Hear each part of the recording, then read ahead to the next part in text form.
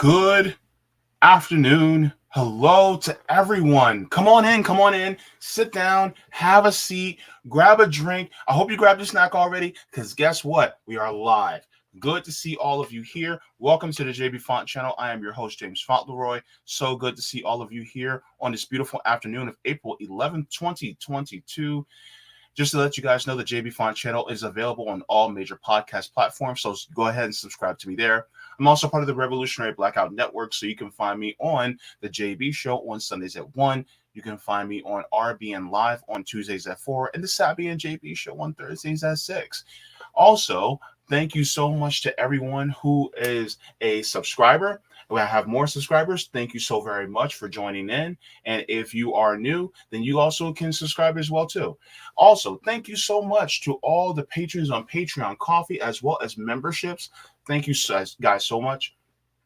I am overwhelmed with how much support that I'm getting.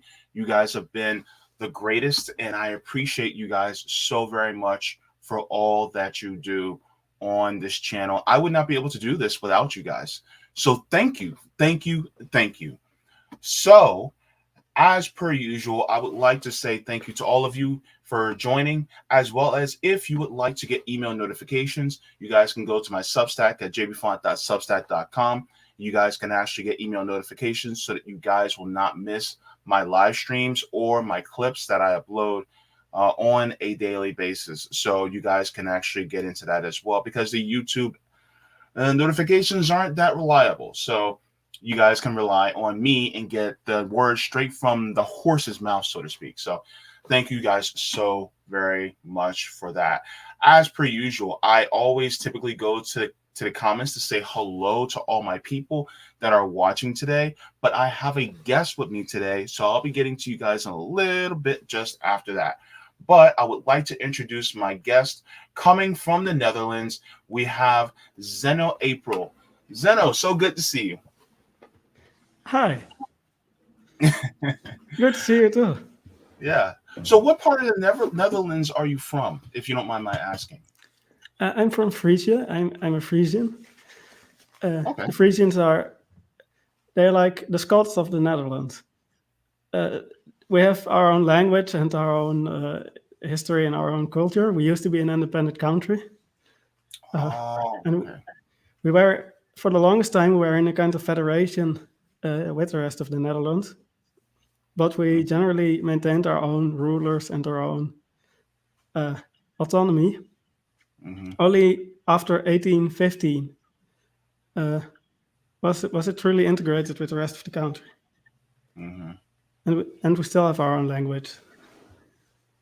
Well, that's good. A lot of us, especially here in the United States, we don't get educated that much on a lot of European countries. If we want to be more educated on it, we have to do it on our own time. And it always seems like people, especially from Europe, tend to know more about the United States than we know about European countries. Yeah, there are so many European countries and so many European languages. It's quite difficult to learn about it. Yeah, So it's understandable. I don't know that much about Germany. Yeah. There's a lot about Germany that I still don't know, that I'm still learning. And one of my comrades, Sabby Sabs, she used to live in Germany. She's kind of an army brat, so she lived in Germany for a little while, and she would talk about her years living in Germany. So yeah, I've never been outside the United States. I would love to travel, but I haven't been able to do that. So, but part of it's because I'm broke, so I can't do it. So I don't even have a bank account. Oh, wow. But you got free healthcare. So that's kind of a trade-off, right? Well, it's like subsidized healthcare. The insurance is paid by the government, at least the cheap level insurance. Oh, okay. And you have to get insurance. You have to get insurance. Oh, okay. But they have so-called eigen risico payments which you have to make in order to teach you how to handle risks and discourage dangerous activities. So up to a certain level, you have to pay everything yourself, and only then the insurance kicks in. Wow. Okay. I did So not know even though that. I've gone to the doctor multiple times in the last few years, I've never gotten any money from the insurance. I've only paid them more. Oh my gosh. Wow. That's But it's better than in the US, but it's not perfect. yeah. It's a, a lot less good than it was a decade ago. I got you. Well, I would like to see a more nationalized healthcare system here, but unfortunately, yeah, we have to have a revolution in order for that to happen. So, Zeno, when you're from the Netherlands and you reached out, you wanted to discuss the Dutch elections and about what has been happening over there. Can you give us a little bit of a rundown of what has been happening in Netherlands and why it is so important? Yes. In the past, there were three large parties in the Netherlands: a Labour Party, which was somewhat like the American People's Party. Hmm. Uh, there was a centrist Christian Democratic Party and a right-wing free market liberal party. Hmm. The Labour Party and the Christian Democrats used to compete with one another for the prime ministership, Hmm. and the uh, free market liberals sometimes played the role of kingmaker. But for the last while, the liberals have skyrocketed in popularity under Hmm. their most recent leader, Mark Rutte, Hmm. and they have had a monopoly on the prime ministership for, well, as long as I can consciously remember. When I was young, the Christian Democrats still had a prime minister, uh, and they at first they privatized a lot, and they attacked the welfare state and things like that. But later on, the unpopularity of such policies drove them to reverse some of their earlier positions. Hmm. Uh, and really, since the very start of the liberal dominance in Dutch politics, there has Hmm. been a counter movement, mainly of various, mostly right wing populist persuasions. Hmm. First, there was Pim Fortuyn. He is sometimes being compared to Trump, but he was assassinated in 2002 by uh, one of his opponents. Uh, he was really a lot better than Trump. He had plans to, for example, work with countries in India and Africa to improve their economic development. Hmm. Uh, oh, my lighting is a little off. Uh, he had plans to nationalize some industries. He had plans to cut bureaucracy and introduce much more direct democracy. He came Oh. from the anarchist movement before he became a more moderate populist voice. So he has often been characterized as a right wing populist, but he was really more of a centrist populist. Uh, he was himself gay and he was very pro gay rights, and he took some more traditionally left wing stances. Hmm.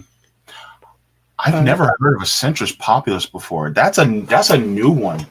yeah, his his movement was really quite unique. He came from like an entire movement of similar centrist populist figures who mostly came from the left and then shifted towards the center and then ultimately to the right. Yeah. Uh, but after that, those politics never calmed down. We remained divided in all kinds of very small parties. And today, Hmm.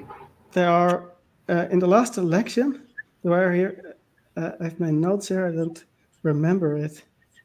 Uh,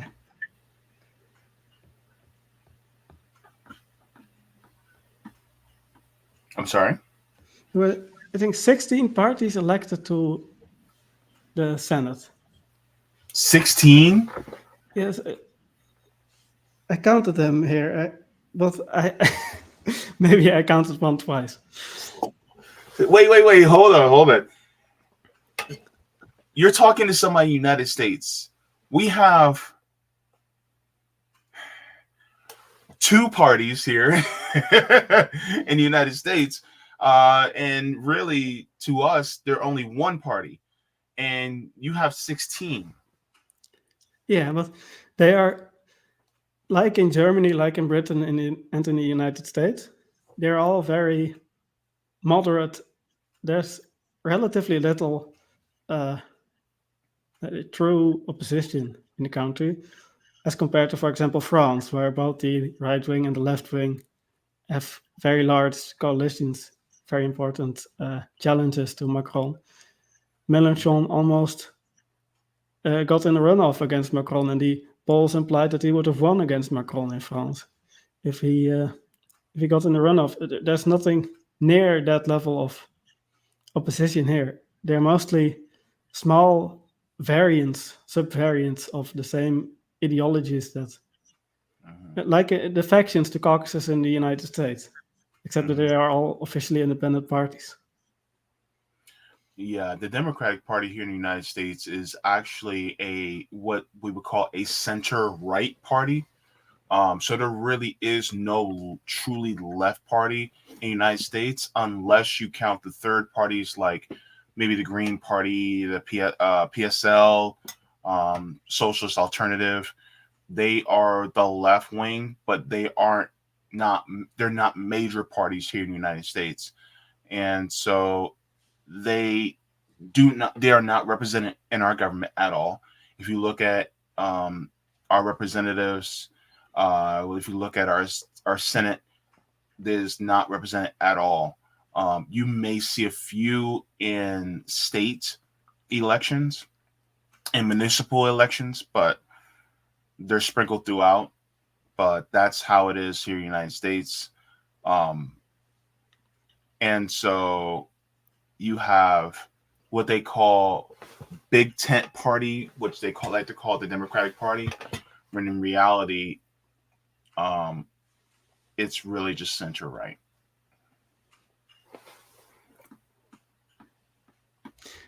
Yeah, yeah.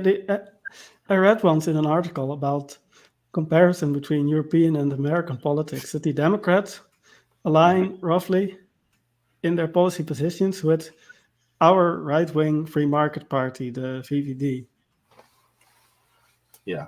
and they So were considered. They used to be considered the most right-wing voice in the country wow. for uh, before the rise of right-wing populism and more radical voices. Okay. Speaking of parties, you're part of the Communist Party of the Netherlands, correct? Yes, I am a member of the Communist Party of the Netherlands. The new Communist Party of the Netherlands specifically. Oh, the new There Communist. are a couple other communist organizations. I'm also a part of a party called the Socialists, which is Hmm. also a communist party or an attempt at a communist party, or uh, not explicitly a communist party, but they also have some democratic socialists, some anarchists, and similar such people. Okay. Uh, but the majority of them in the actual adult party are some variation of Marxist Leninists, I believe. And Okay. in the youth movement, there are more Trotskyite like voices. Okay. So, as far as the movement that's going on in Netherlands, how is the movement going there? Is there a lot of activity on the ground in regards to the new Communist Party in Netherlands, or is it kind of stagnant in any way? Uh, Now, they have one public representative on a municipal council, the county level administration. It's actually not very far from here where I am. Uh, there are a couple counties over. Hmm. It's called Ritze Visser. He's the longest sitting public representative in Dutch history, I believe. He has been on the council for, I believe, 52 years, Wow. uh, and they keep electing him. But he is personally so popular that he gets elected. It's not his party that gets elected. When he dies, and it can't be very long until that happens. Uh, he won't do another 50 years. Uh, then they will lose their only seat. And they used to have 3 more seats, but they voted for uh, a reform that abolished 2 of those 3, and then the last one split off from their party. So now we have 2 communist parties, each of which have only 1 representative, and But they each took about half of the membership, so they are split almost 50-50 across the entire movement. my question is, why two different communist parties? Like, what is the difference between them? Ideologically, they are pretty much identical, what I can see. But they go around accusing each other of being fake communists. The United Communist Party said All that right, I'm done. I'm done. It literally sounds like the United States. It sounds just like here in the West, because you have some that will be accusatory, that will go, oh, well, you guys aren't real. You guys aren't real. You guys aren't real socialists. You guys aren't the real left. And my thing is, like, if you have two parties that essentially have the same ideology, that run on the same things, why not just coalesce together and move forward together? Yeah, it's just, and the worst thing is that they used to be one party, and Yeah. now they can't see face to face at all. But one is called the United Communist Party. It's only active in one province, actually in the east of one province mostly, Groningen, which was historically part of the heartland of left-wing politics in the Netherlands. Mm-hmm. And the Amsterdam branch, the leading branch, which has no representatives at all, they voted in favor of municipal reforms, which would abolish one of the constituencies where they held 2 seats. So they would lose those seats, and they would get only in the new merged municipality, they would get only 1 seat instead of 2 and 1 in the other constituency. So they would lose 2/3 of their seats. And the Amsterdam branch also voted for for building a new city somewhere in that area, which many local people are opposed to. And eventually the project was cancelled. And the Communist Party didn't really contribute to that project. It were more mainstream parties which came up with it. But over those 2 issues, the party split, or at least that's what I've read about it. There's very little material about it. And all the people, about half of the membership living in Groningen, created their own party.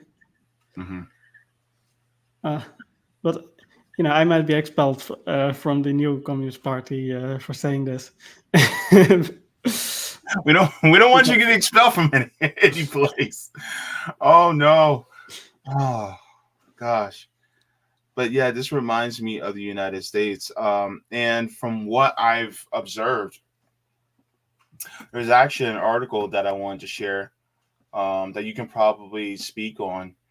But there was some recent elections. This is out of Politico. It says Dutch pro-farmers party wins big in provincial elections. And just to remind the audience, there was a report that was talking, actually, I think Savvy Savs was talking about it, how Dutch farmers were literally protesting their government because they wanted to put a cap on nitrogen pollution in, basically coming from Dutch farms. And the Dutch farmers were upset. They were angry, and they were taking their tractors out into the streets, putting manure on government buildings. This was a very huge referendum, and they won pretty big in their provincial elections. It says the farmer-friendly Farmer Citizen Movement, or the BBB, landed a major victory in Wednesday's Dutch provincial elections, which determined the composition of the Senate. And from what I've learned recently is that the Senate is actually the upper chamber of the government. So when the Senate makes a decision is more significant than even your House of Representatives, correct? No, it's the the second chamber is the name of our House of Representatives. Hmm. It writes all laws, and it has to approve. A majority of its members have to approve any law that's introduced. Then the Senate, Hmm. uh, they have to approve the law also, but they can't edit it. They can't write any laws. Uh, they only have to the option of accepting or rejecting, and they can criticize it, but they can't make a binding decision on its content, only to veto it or let it pass. But the criteria they have to make a constitutional justification for their decision. So if they don't have a reason, if they don't have a constitutional principle which they can use to strike a law down, then the law cannot be vetoed. So they really only have the power of constitutional review, but they do need to approve every law that's passed in the country. Okay. Um, Thank you Our for. courts don't have the power of constitutional review, unlike American courts.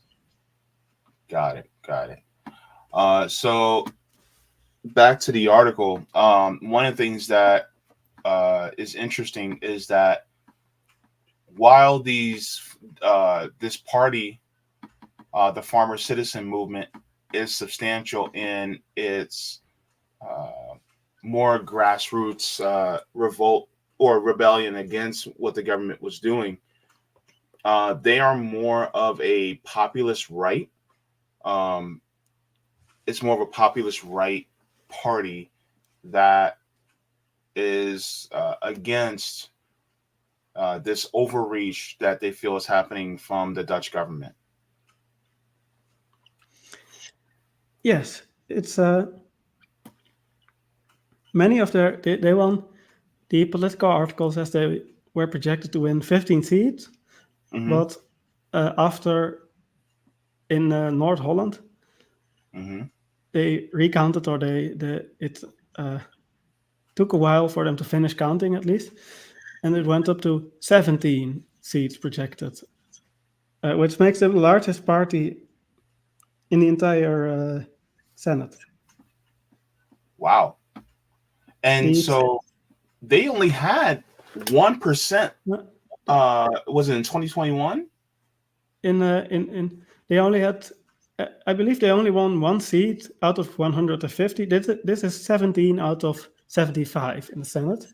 In the last election, they only won one out of 150 the uh, in our equivalent of the House of Representatives. Okay. Wow. That's a huge jump. And from a relative, it is a relatively new party, is it not? Yeah, the last Senate elections they didn't even exist. They had 0 seats in the Senate because they weren't around back then. They they made a massive jump from no senators at all to 17 senators. Hmm. Uh, and it was really quite surprising to me and uh, to a number of people I know, because the protests, which have launched them into prominence, have died down relatively of late. So we thought, I and one of my more politically involved friends thought that Jain 20, another newcomer, would win much more than they actually got, and BBB would have to share their vote with them. But Jain 20 went to win only very few votes. Well, they won 3 seats. That's still quite significant, but not as many as we expected.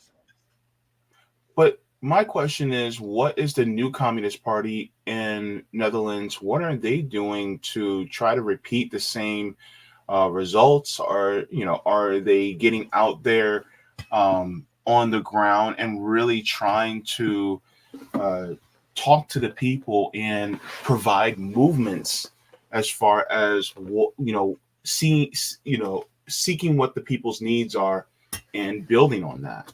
Are they doing anything like that? Not that I know, no. I don't think they are really doing all that much. I've I know that there is a branch of the communist youth movement in our city, Hmm. but they've never contacted me, even though I'm a member of their adult branch. And They never contacted you, even though you're a member. yeah, no, I'm a member of the adult party, but they of the or the adult branch. But uh, the youth movement, they didn't seem to like me or something. I've contacted them, but they don't want me to participate something. I have no idea why, but they really don't seem up to very much, anyways. Except that they after I couldn't get involved with the communist youth movement, I joined another group called the Socialists, Hmm. which was only officially created 1st of January this year. Uh, and the communist youth movement sometimes destroys our posters or puts stickers over our stickers. It sounds like you have two factions on the left that are really in competition with each other instead of working with each other. Yeah, well, there are a lot more than two. Yeah, but what do you think could be a way that they can come together or coalesce around one another in order to really fight for the people? Because I mean, granted, um, solidarity with a lot of the farmers, but at the same time, it's Yeah, still but wanting. I mean, the, do they the still not want to? Do they still want to work within a capitalist system? Because despite what many people who consider themselves progressive here in the United States, I mean, yeah, the Netherlands is socially they consider it socially democratic, but it's definitely still capitalist country. yeah the left wing in the Netherlands has very little sympathy for the farmers because our farmers are uh, they are capitalist farmers, and that most of them employ foreign workers, mostly from Poland, to do most of the work on their farms, and they are more business managers.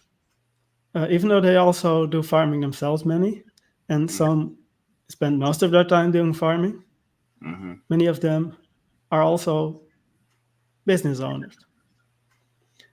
And so there's very little sympathy from most of the left. Many have explicitly condemned the farmers' protest.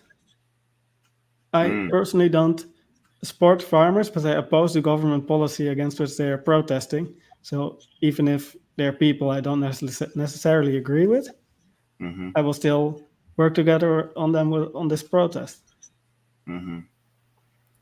Wow. Uh, but the farmer citizen movement is the name of the party, or BBB in Dutch, an abbreviation for Boer-Burgerbeweging. Mm-hmm. This means farmer citizen movement. They won. They won a massive victory, but Mm-hmm. mostly at the cost of other right-wing populists, and mostly at the cost of. They are not actually anti-war. They are not actually opposed to most of the policies of the government. For example, they still want many of the measures against the farmers to continue, only to be implemented with more respect towards the farmer. And so while they have some populist appeal, they're the most moderate populist party in the country, and they won most of their seats at the expense of more anti-war, uh, more in many ways superior populist voices. Forum for Democracy, with which I have also been involved Mm-hmm. a little, Mm-hmm. lost 10 of their 12 seats, and now they only have 2 seats. Uh, and many centrist Christian Democrat voters went over to the farmers because these are very stiff rural people who generally vote for the most moderate, kind of lame sounding party, like the Christian Democratic Appeal, a very moderate and very lame sounding party with policies that are as terrible as they sound. Mm-hmm. But many of them went over to the farmers now because farmers are really also quite moderate, only they claim to represent the same rural voters that mostly voted for the Christian Democrats before. And so the Christian Democrats, there are three Christian Democratic parties in the country. A more left-leaning one called the Christian Union, which lost 2 of their 4 seats. Mm-hmm. A centrist one called the Christian Democratic Appeal, which lost 4 of their 9 seats. And a more right-wing fundamentalist, well, it's not even a Christian Democratic Party because they're just Christian fundamentalist. They lost 1 of their 2 seats, which is quite massive actually, because I believe since before World War II, they have held 2 seats consistently and never lost any of them. Wow. And now this is the first time they lost one of those seats. Wow. And the Christian Union and Christian Democratic Appeal are part of the government. Mm-hmm. So they lost, together they lost 6 seats for the government. The Free Market Liberals lost 2 of their 12 seats. And the Social Liberals, they're called the more progressive, socially progressive liberals, lost 2 of their 7 seats. So now the coalition is in a, it's nowhere near strong enough to get lost through the Senate anymore. Well, these are projections. At least this is if everyone in the Electoral College, which has now been elected, will vote for the representative of their own party. But mainly, this election represented a shift from Christian Democrats and from right-wing anti-war, anti-lockdown, right-wing populists towards these more moderate farmer populists. And on the left, the Labour left has correspondingly lost 1 seat. The Socialist Party, which had 4 seats, and which was, at least it used to be a truly anti-establishment, truly populist Labour Party. It lost 1 seat, and the Party for the Animals, which is an animal rights and green party, gained 1 seat. Oh. Okay.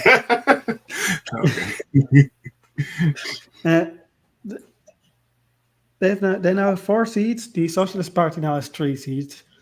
Wow. And the Party for the Animals, they, apart from championing animal rights and environmentalism, they also support taking back a lot of sovereignty from the European Union and reintroducing our national currency. So they are anti-establishment. They are outside of the mainstream, but they aren't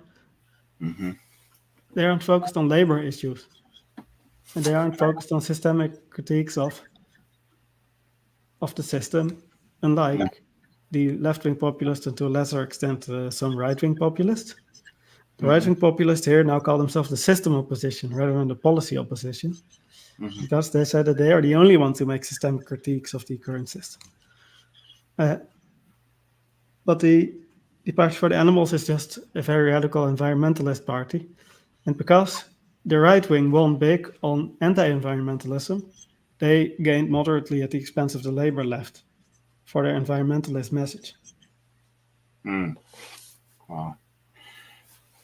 There was a comment that I found very interesting. I would like to get your thoughts on it. This is from Nick O. Nick says, the Dutch intelligence services have a well-known history of infiltrating their leftist groups. I wouldn't be surprised if their inter-communist socialist infighting is a result of it. What are your thoughts on that? Yeah, I read a report from like 1999 or something about so-called left-wing extremism. Hmm. Uh, by the intelligence service, where they said it was a threat and that it had to be combated somehow, but they didn't go into detail on what they were going to do. But Hmm. I wouldn't be surprised if they did some infiltrating and some uh, sabotering, some if they created some chaos historically in our movement and were Hmm. responsible for some of the splitting tactics. Yeah. But I don't know if they are involved in the current splits. I would suspect they're not because the party only got, I believe, 10,000 votes across the entire country before the Hmm. split. And then they split into one which got 5,000 and another one which also got 5,000 votes. So the Communist Party was not a threat. Uh, so Well, so that's they don't have to split it. oh, okay. That's different here because some of our people who were leading movements were assassinated in the United States. So, yeah, it's definitely a lot more involvement here in the United States. So, yeah. But there was a video that I also wanted to share. Um, you've probably seen this, on your news feed, but I found this to be I kind of wish that the left here in the United States did things like this, but they're too timid. But this is a video,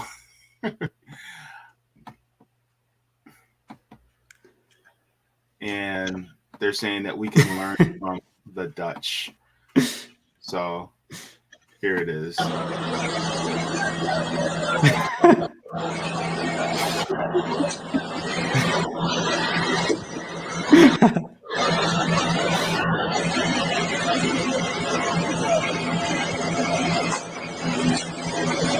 So as you can see here, there's police along the front lines, and they are getting manure landing on the Dutch police.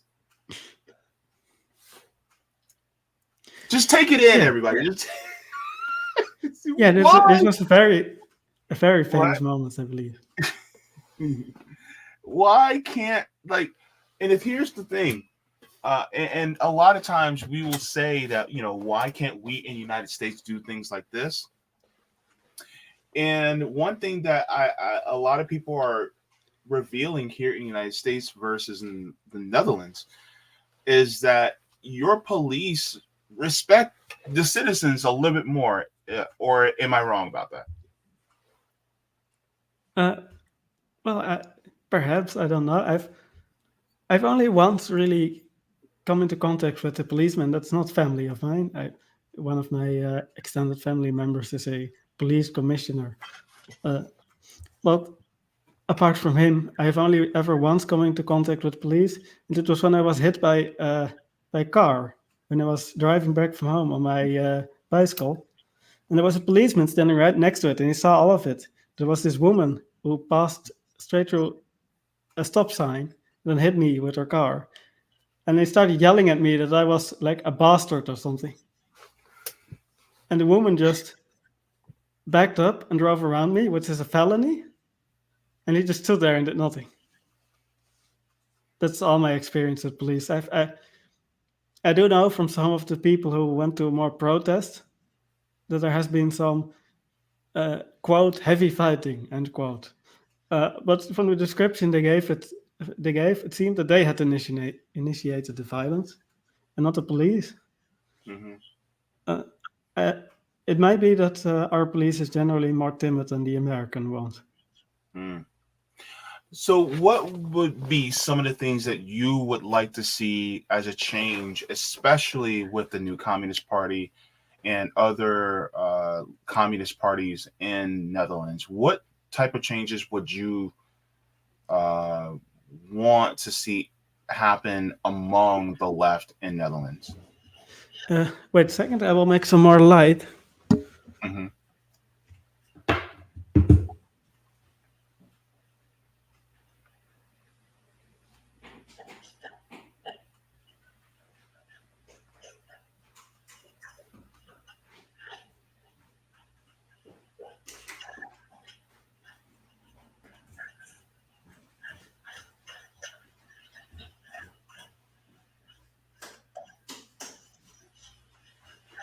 Lighting is very important.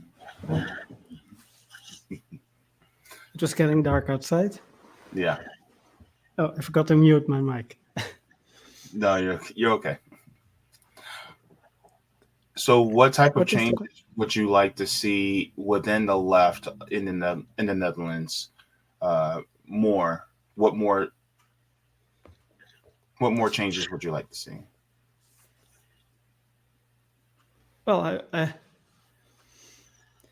currently there's a major change happening in the Netherlands, not just on the left. That's an Hmm. adoption of more American-style woke identity politics, Hmm. and I would like to see that stop because I don't think it's useful if you try to unionize a workplace that you're canceling half of the employees. Mm. Because it are almost always workers, normal people, who get Hmm. cancelled because they are the easiest target. You can't easily cancel Jeff Bezos and expect him to be hurt by it, but you can cancel some random guy. Hmm. Uh, so I would like to see that stop, Mm. and instead more of a focus on labor issues. And in Mm. general, in all the time that I've been with the socialists, uh, at least with their local branch, the Groningen branch is better, but the local branch in Friesland has uh, they only once talked about labor. They only once used the word labor. And it was when they talked about the Labour Party, another party, an establishment social democratic party. Hmm. Uh, Otherwise, they only talked about identity politics and not about labor issues. And Mm. they didn't talk about socialism either, even though they're called the socialists. Mm. I would like to see them adopt more of an active reaching out towards the workers and not just saying uh, the government is bad, but this is our alternative, this is our plan. Mm. And Okay. I would like to see the left reach out more towards right wing populists and towards people who, and work together with people who are also anti war or are also in favor of direct democracy. Mm. Because Forum for Democracy Hmm. is in favor of, well, they called Forum for Democracy because they were created initially to get uh, direct democracy implemented, binding uh, or ballot initiative type actions by the people. Hmm. And the previous party, which championed that, the Social Liberals, the socially progressive free market liberal party, Hmm. they voted to abolish advisory referendums, even though they had fought for it for decades. They finally realized it. They did one referendum, one plebiscite, and they then voted to abolish them immediately after because they didn't get the result they wanted. They got the result that most Dutch people did not want to uh, sign the EU association treaty with Ukraine and get Hmm. more involved with Ukraine. Mm. And D66 is the most pro European integration party. And they're some of the most eager to get more involved with this war now. But this was already this was when the Crimea stuff was going on, Hmm. I believe. Uh, Wow. and the previous so-called direct democracy party betrayed its entire principles and voted Mm. to abolish the only direct democracy we had. And so the right-wing populists took up the torch, and it passed from from the centrists to the to the right, and I think we should appeal to the dissatisfaction and to the desire for more agency and more influence over the course of their lives that's so appealing to people in direct democracy. Hmm. Uh, and that's also why I am involved with and why I talk with right wing populists a lot. Got it. Got it. It's important to move people over to and open people's eyes, to what is going on. A lot of times people cling to capitalism because that's what they were indoctrinated with throughout their entire lives. So yeah, I totally get it, dude. Yeah. Hmm. And the right wing populists are now saying that they are making systemic critiques. That's the language they use. They say that it is systemic. That's normally what the left says, but now they copied it and they now have a monopoly on such language, on such rhetoric in the Netherlands. So they're adopting left wing language. Gotta be careful with that because last time that happened, it happened in Italy years ago.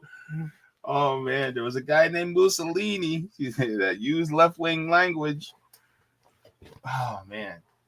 Oh my goodness. Yeah, I got to be careful with that though.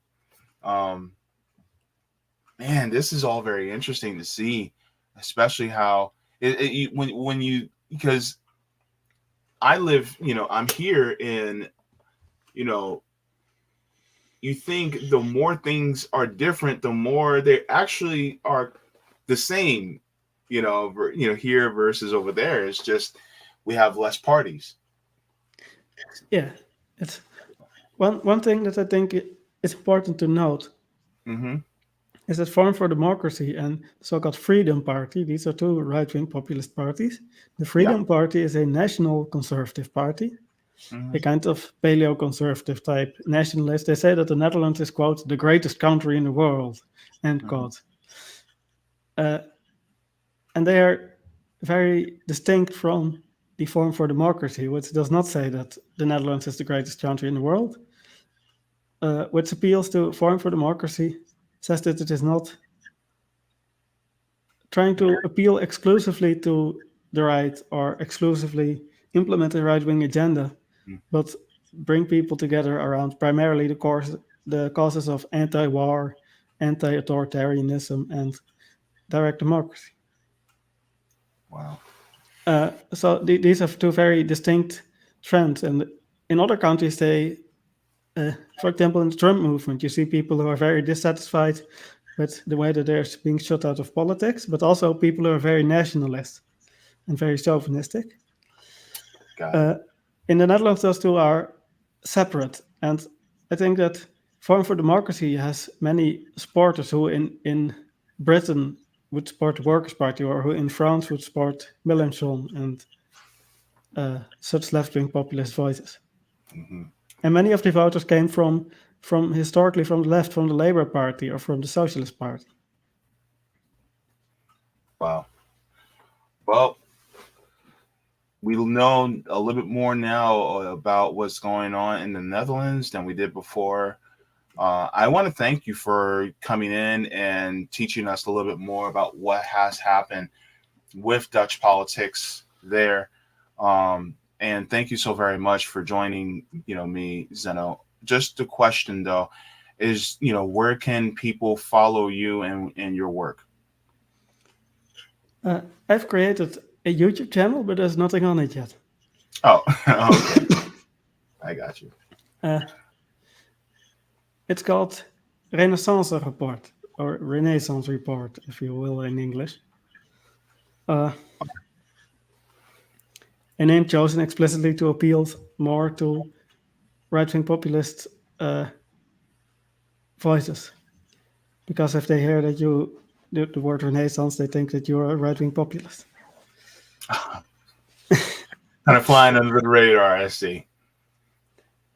Uh, there's nothing on it yet, so I don't think people can find it because it's not public yet.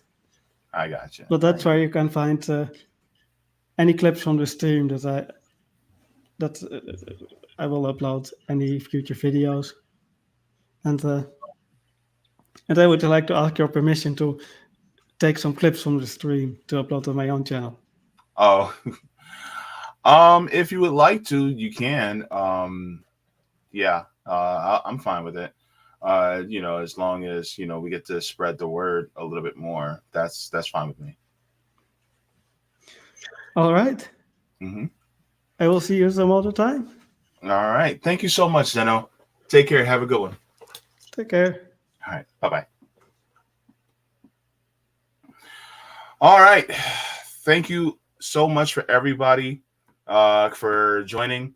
And look out for Zeno's channel when it comes up. I'll make a notation of that for you guys. And yeah, we have to learn more about what's going on in other countries, especially these Western nations, because a lot of times there may be a groundswell of workers that are actually wanting to uh, do more as far as the worker movement, but sometimes they go into a direction where it's more corporate friendly. And so, it's up to us to talk to our neighbors in order to help guide them from that direction, because that corporate friendly means more wars, more austerity, and a whole host of other things that we just don't want. So I appreciate Zeno for coming on and explaining more about Dutch elections to me. And it was quite revealing. So thank you so very much. By the way, if you guys have not, please make sure to like the stream. And just to let you guys know, if you guys would like to, you guys can always subscribe, turn that red box into gray for me. And thank you so very much. As you can see, the subjects today were Zeno on Dutch elections. Zeno was just here. And so now we'll be getting into right brain phase 4. This is exciting. Aren't you excited? So this is going to be a really great conversation. And so thank you so very much. I'm just going to go to the chat really quick before I invite Kevin in. I see that he's here, but I just want to get into also to some of the people who are here. Let's get to the people. All right. So thank you so much, Hen's Teeth. I accidentally put in AM instead of PM. I know I was tired. I was making this half asleep. I was like this on the computer. I was like, let me make sure I get it. Is it up yet? All right. Okay. All right. Go to bed. So that's what happened with me. So, but thank you so much for the lookout, Hen's Teeth. I appreciate it. Jam Mom's also in here saying, sing it, JB. Me. Good to see you. Pachico coming in saying, yay, JB. Good to see you, Pachico. We have Jason Dick coming in saying, woo, I remember to log in on time this time. Good to see you, Jason. All right. And of course, Zeno is saying hello to everybody. All right. We have Wadi coming in saying, hey, everybody. Good to see you. Purple Philosophy says, glad to see you getting more subs, JB. Thank you. I appreciate that. I'm trying to grow so that I can extend the voice out there, because that is also very important, to get these messages out there. All right. Just making sure to get to all the people I didn't get to say hello to. Let me see. Oh my goodness. The Jam Mom says, I think Europeans have better access to information, but I'm not from Europe, so I don't know. Yeah, they actually are a little bit more abreast of, the United States and what is done wrong versus us, because we are very propagandized in this country. Sweary Fairy coming in with the hearts fire, coming in and saying, hey, besties, hope you're feeling loved today. Well, we definitely feel the love from you, Sweary Fairy. We have Scissor Beats coming in saying, yeah, I don't understand this language, but good to see you. Thank you so very much. All right. We have Ryan Wagner coming in saying that's the angle Andrew Yang tried to play. Thank you so much. Bill Bradley says actual populism, letting the people decide, can be left, right, or center. It would depend on what the people of a specific population want. Thank you so very much for that, Bill. And good to see you, Bill. All right. We have Yipper99 coming in saying, good to see you, Yipper99. And I'm just trying to make sure. And the Quantum Alchemist, I'm sorry, I didn't get to say hello to you. Good to see you as well. And then, of course, Nico is in the chat too.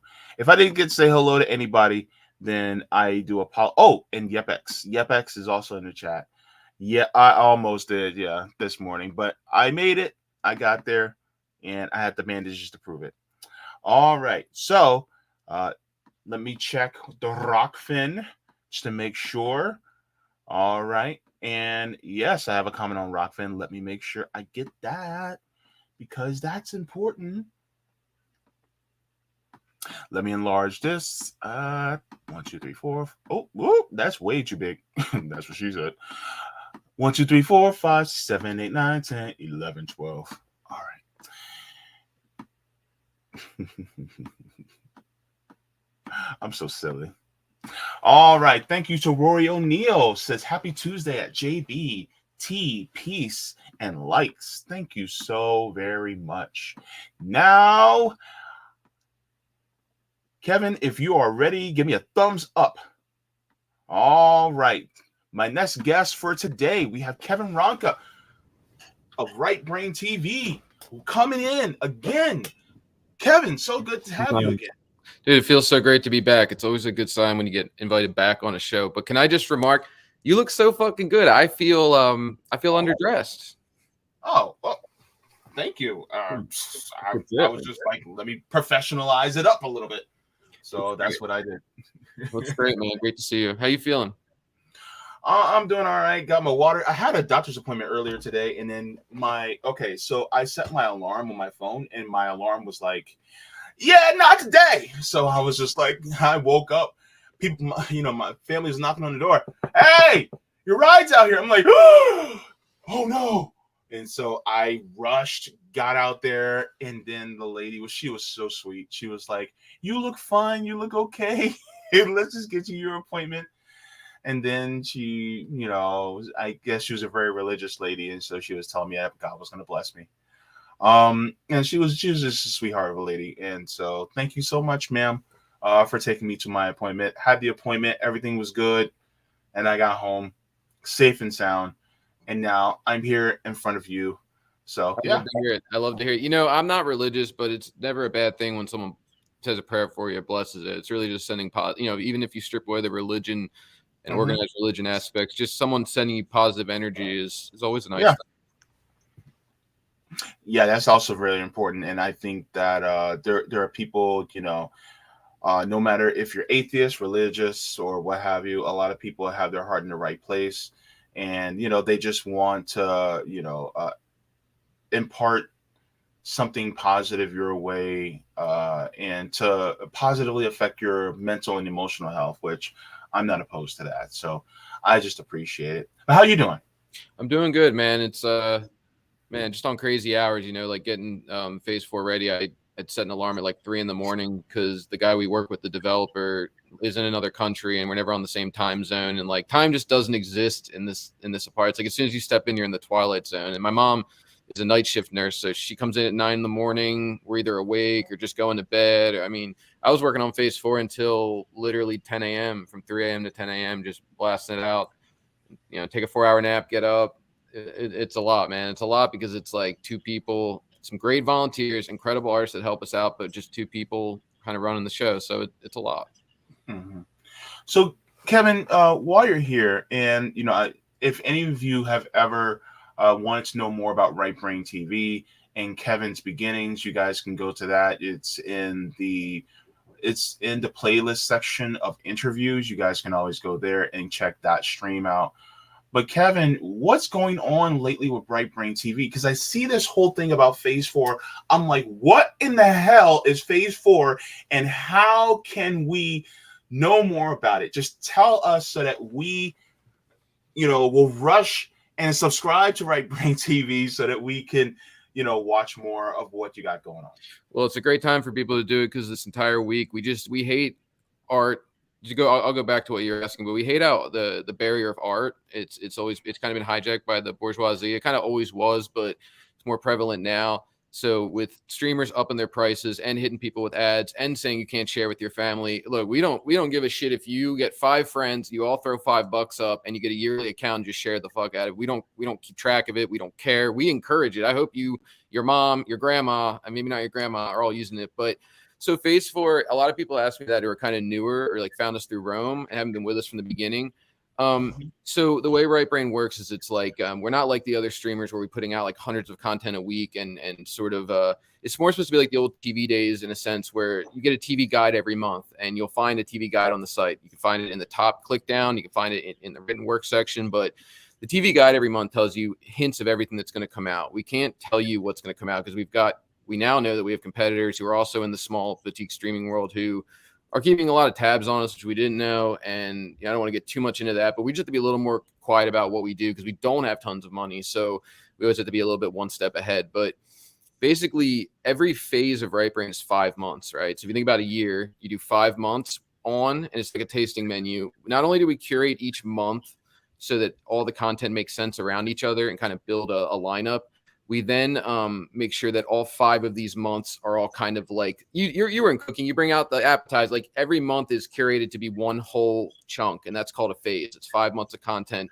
straight. 2-3 times a week we drop a new thing, and then we take a month off, and we just have to just we take the money we got from people and we add new features to the site, make it faster, new server. We just did a new search engine that we cleaned up. We added a new feature this time that I'll get into, but. So every phase has been a 5-month lineup and the new features, and the site's just grown and grown. I mean, if you saw phase 1, I don't think I even knew Rome back then. Oh man, that shit looked like garbage, man. Like heaping dumpster fire. Like it looked like Angel Fire 1995 website.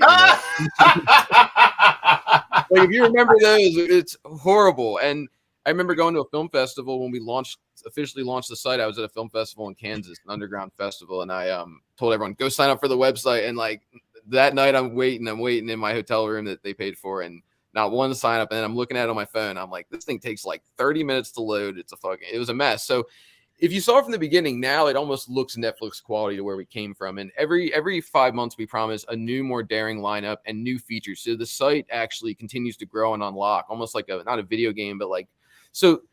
The big thing about Phase 4 that I'm so fucking excited about is we've installed a virtual theater on the website. Now, people are thinking like a virtual theater, like why would I pay to go to a virtual theater? Well, here's the thing, like we're not like Netflix or whatever happened during COVID. We would never try to take away the human interaction of going to a local theater. And if you're a filmmaker, go to the local theater and do your screenings. But most of the theaters have been bought out or hijacked, just like film festivals. The same problem where there's that lack of entry. Or we've been quoted like $150 an hour to rent the theater, no help with promotion. So if you can line it up with your local theater, do that. Get your friends, get your family, get your supporters. But if you have like an audience that's spread around the internet and like us spread on 5 continents, why not add another stop on your tour? We do a 50-50 ticket split, which is the cheapest ticket split you'll ever find.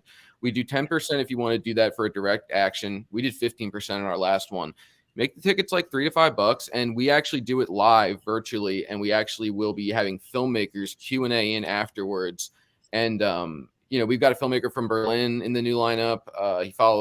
They followed runaways on the streets who were like 17 years old and about to have a kid, all the way up till the birth of the child.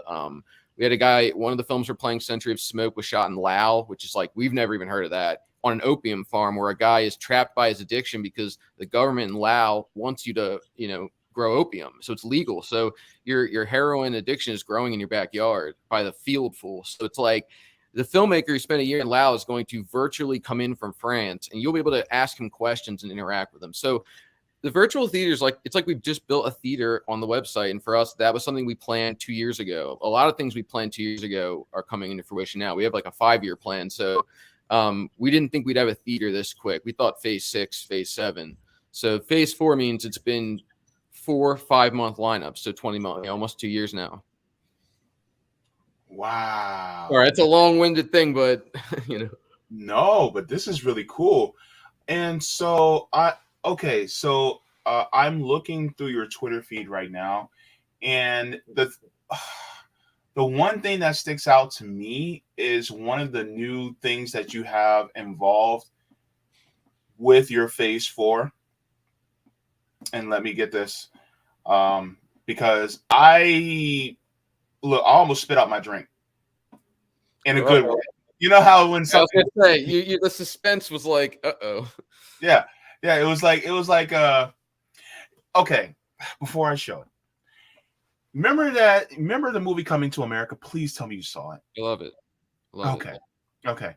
You remember when Arsenio Hall was dressed like a woman, and he Mhm. said, "I just want to tell you, I've been watching you all this evening, and I'm going to tear you apart, and your friend too." And he spits out his drink. So that's how I spat out my drink. Um, Wow. Okay. but in a good way, Good. because I saw this and I was just like, "Wait a minute, hold up, are these guys serious? Look at this. No. This guy, yo." Okay, I'm gonna read it. It says this month we're dropping the long-awaited embargoed films of Cuba. 7 films from one of the most stigmatized and sanctioned countries in the world. Cuban cinema is a beacon of revolutionary film. Film intros will be done by Cuban film historian Victor Fowler of the prestigious ACAIC. This is massive, bro. Thank you. This is in fact, in front of you, I'm gonna like and retweet it right now. Thank you. Yeah. Because this is amazing. Yeah, let me tell you, that's the follow-up, the first series we did. And it was actually, I'm not lying, when we conceived Right Brain in a basement somewhere in a cloud of smoke, just trying to think of ideas of like, well, you know, we want to be the anti-Netflix. We want to be the thing where you can find things you can't find anywhere. One of the first ideas that came to mind was like the sanctioned films of North Korea. And we're like, yeah, that's a great, you know, what would Netflix never fucking have that I'd love to see? And so we actually did do the sanctioned films of North Korea in phase 2. And we still have it up. If anyone's a member, go check that out. We got film introductions by a guy named Dr. Dermot Hudson, who has been to the DPRK like 18 times and does these little introductions. So like the thing is, a lot of people with these kind of series, like even the Cuba one, which I'll get to, is like, I think with cinema in general, people feel when they go on the site sometimes a tad bit overwhelmed. And so they're like, man, it's just such a dense medium and there's so much history and so many countries. What we try to do is say, you know, let's do the best we can to push you in the right direction, but there's nothing wrong with just clicking something random. But for something like DPRK or Cuba that's so dense, we want you to know kind of like what movie you're going to watch so you can understand the historical context behind it, because that's what makes a movie powerful. Like you could watch The Flower Girl, the DPRK film, and say, wow, this is a great film. It looks like it was made in Hollywood. It's a beautiful story. And I didn't know about the whole Japanese occupation of Korea. But when you understand the context of like, you know, Kim's father being a cinema buff, having actually written books on cinema and art and just loving film and being having a grandfather who helped write screenplays. I mean, it just changes the whole context to it. So with the Cuba thing, that was always the follow up. If we do the sanctioned films of DPRK, if we can find someone who's been to DPRK to really illuminate us, then Cuba's got to be next. And, you know, we reached out. It was actually harder to find a Cuban film historian, but there's this incredible institute that was actually established right after the Cuban Revolution. So 1959, they overthrow Batista. You know, Castro tried the first time. They bought a yacht from Miami, I think, or Florida, and they loaded up with guerrillas, and they tried to overthrow Batista. They failed. They went back. They regrouped. Castro came back out, overthrew him, and they start this incredible institute called the ICAIC, which is the Cuban Institute of Cinematographic Art and Industry. And we happened to find a guy through there's a girl named Kala who I don't know if that's the pronunciation. I just met her. CA. If you don't mind me just checking, let me get her name right. Yeah, Kala Walsh. She actually connected us with Victor, and when I found out he was a part of this institute and was a film historian, it was like great. But just if anyone's watching, not that there be any police officers watching, but we didn't pay anybody anything, right? So we didn't actually send money to Cuba. We looked into it, and there is ways to do it. If someone has a relative, it can be done. But he was willing to just do it. He just loves the idea, like we do, of just getting more people to watch films from places like Cuba. And like I think I told you before, art is a cultural echo, if you trust Hegel, of what's happening in the world, and probably even a better way to see history than a history book. Because history books, as you know, especially with what they teach in our schools, is written by the wealthy, by the bourgeoisie, who's in power. Art is created by oftentimes the people who are not. So the cultural echo is art. And I think that watching Cuban cinema is probably a better way to find out what's going on in Cuba in some ways. Yeah. I mean, that is That's probably one of the most base things I've ever heard you say. Because the thing is, like, if you want to know what's going on in the country, let them tell their story. Yep. Yeah, cinema is this incredible language. We often call it in the industry. It's you know, the minute you cut 2 frames, they call it manipulation. I think it's actually before that, but not necessarily in a bad way. It's that, you know, using, you know, with most art forms, a lot of them, they're a singular thing. Like you paint in your room by yourself. You write at your typewriter. Cinema is like, you're more like a conductor. You're working with musicians, writers. You know, on the Rome project alone, that was, you know, 12 artists with different things they were good at. You had a graphic designer. The credits were done by somebody. The music was done by somebody. The violins in Winter were done by students who go to a local school and are in the music program at a lower income school. So you had this it's just all these people working for one vision. And, you know, cinema as a language, from the way everything's framed. If you look at, I'm not in any way dapping her up, but Leni Riefenstahl, who was the director of Triumph of the Will, which was Hitler's, you know, he found his favorite cinematographer and had her shoot movies about him.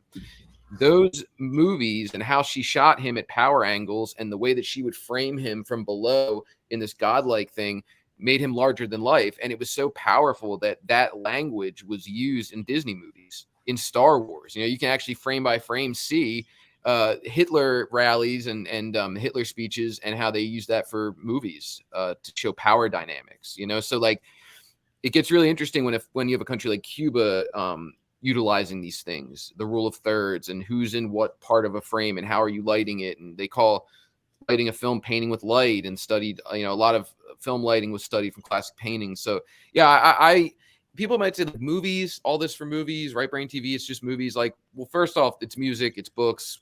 We have publishing, we have podcasts, but yeah, movies are the last weapon. I mean, journalism too. What you guys are doing, we need all of it though, because China, Cuba, all these countries that successfully caused revolutions, DPRK, or kicked Japanese invaders, imperialists out of their country, cinema was always an arm of everyone. I mean, that's what we're finding. We're finding films from countries I never saw anything from DPRK. And when you watch those 7 films, you learn a little bit about what's going on there, you know?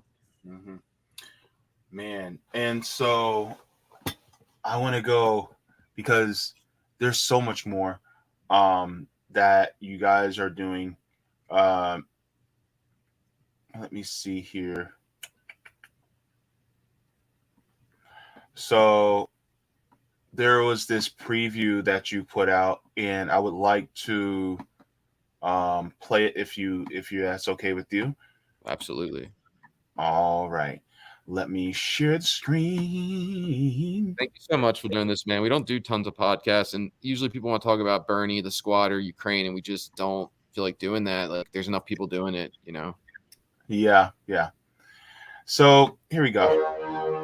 Woo!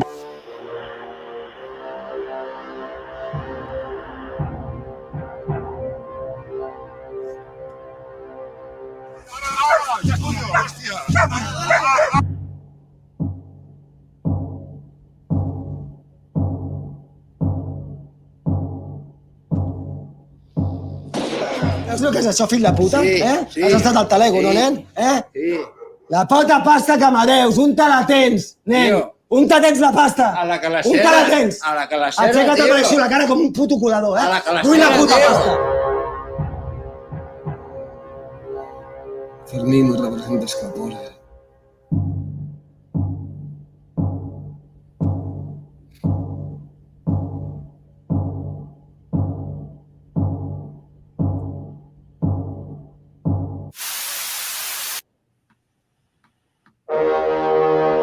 Wow. That's pretty awesome. If you don't mind, if you haven't seen it, just a request, if you could play the trailer that shows everything that's coming in the next 5 months, if you haven't seen it, or maybe you have seen it, I would be honored to show that, because I feel like that gives a good idea of kind of what's ahead in a longer scale. It's like a little longer, but it's like a minute and a half.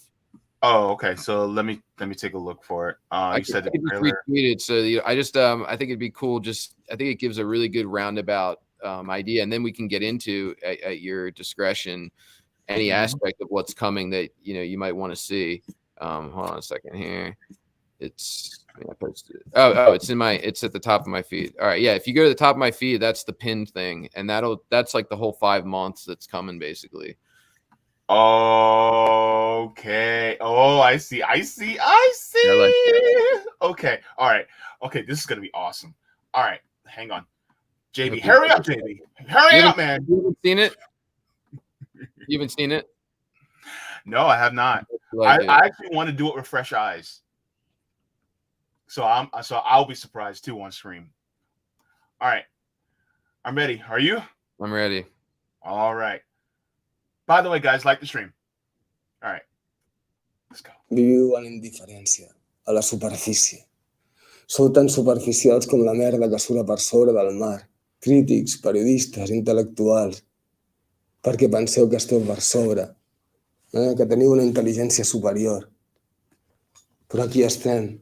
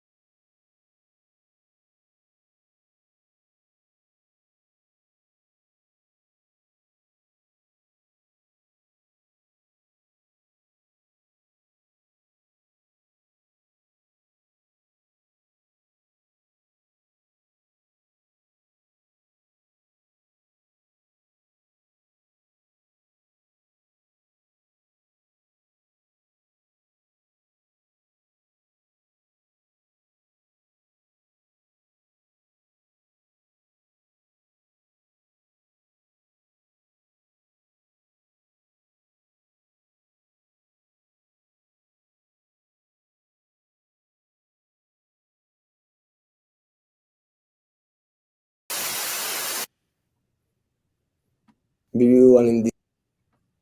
So this started yesterday. Yep. Wow, man. Amazing job, by the way. Thanks, man. Yeah, we cut all the trailers, right? All the synopsis, anything you see, the uploads. The only other person we have that's really doing the day-to-day is our developer. And so like we do 5 months. It's just like every other day and dropping like 80 trailers a year and writing up everything and organizing. Then you have to curate it and you have to find the licensing and find the filmmaker who's shooting in Lao and wire them money and work out agreements. And it's like you have to hire a CPA. And like, people sometimes say like, are you guys a legit streaming? I mean, yeah, we're licensed LLC and I hate all that shit. I hate capitalism. I don't like having a CPA and filing taxes and K5s, but yeah, I mean, it's like if we want to build a foundation that we can maybe one day leave behind to others, it's like you have to. It's the only way. And we hated having to charge tickets for the Rome project. That's why we put the mutual aid direct action on top. But if we can't, and people, we had a couple people critique us. I got to be honest, I love it, but we come from more of the cinema background, and some of the YouTube, Twitter left, not all of them are left space. Not you guys, not your legit followers. They feel like a little bit entitled. Where like I'll just get like DMs saying, make a movie about this. It's not even like you're nicely asking. It's like, okay, so spend all my life savings, which is what I did on the Rome doc. Spent 8 months working nonstop with no pay. We don't pay ourselves. This is for free, and we're working to hope to create something. It's like the amount of work that goes in while running the website with 2 people is insane. So it's like you have to understand we can't do 5 docs a year, and we really have to pick and choose. That's why we picked Rome. Is like we're like, this is a movie, and we have to have this feeling like we can work on this for 8 months straight, and we will not be bored of it. We're going to be like, up until the moment we drop the Rome doc, and even now we're so hyped on it, and like that's when we make a movie. If someone wanted us to make a movie on subtitles for deaf people, it's like, I mean, yeah, we'd love to, but I mean, A, am I the one to tell the story? B, 8 months of working on that one thing and spending everything we have is it's just not realistic. Yeah, you have to be choosy. And the thing is, it's like, I hate to put it this way, but it's like, why like don't you have, aren't some other people that you can reach out to as well that might be able to take this? Because, like for instance, there's a lot of different stories that a lot of people that want me to talk about, but I can't talk about everything that everybody wants me to talk about. I choose what I find interesting to me. And if it's mutually interesting between you and me, then I'll pick it.